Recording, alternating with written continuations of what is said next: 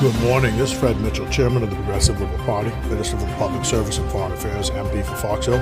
Today is Wednesday, the 26th of April, 2023. It's my sister Carla's birthday. Happy birthday and happy retirement day. The House of Assembly meets today at 10 a.m., and we will remember on the eve of the 58th anniversary of Black Tuesday, the protest when Lyndon Pindling threw the Speaker's mace out of the window of the House of Assembly to give power back to the people.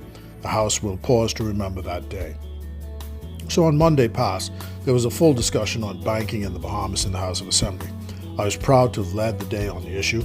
My constituents are sick and tired of the abuse by the banks in this country of them. Before getting into the nut of the problem, I recall that when I was MP for an area of the development by the Munnings estate off Pine Barren Road, the Royal Bank of Canada Finco conglomerate decided to put this couple out of their home and recover the property. I asked them to refrain from doing so, and I said, exercise the rental clause in the mortgage and allow the people to pay what they could.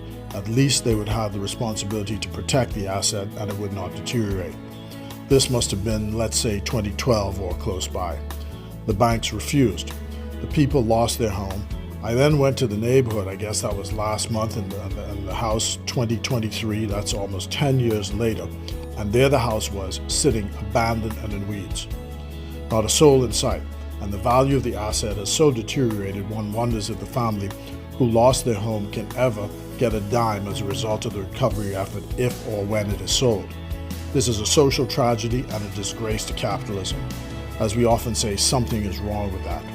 The debate in the House of Assembly was on the Central Bank Act and whether the government had the right to draw down IMF money which the government held, which was held by the bank as an agent for the government. The opposition and the press say the government broke the law. That is a lie.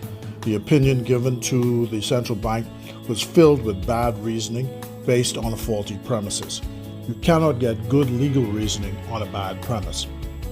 But at least we got out of the opposition them to say that they're willing to work with us on reversing a couple of things: the lack of banks in our island communities, the de-Bahamanization and depersonalization of banking services. We may have to go so far as to mandate by law the right of customers to speak and to see a human being in the Bahamas. We may have to consider capping the charges that banks can impose on their customers by law. We may have to consider ending what I call the fool's errand of stopping people from using checks. Ultimately, we may have to consider stripping the central bank of its regulatory authority and transferring that to another statutory tribunal. Bottom line is, both PLP and F&M seem committed to action, and I certainly will help to engage by petition my constituents to address this banking issue. It's vexing, it's disgusting, and people are sick and tired of it.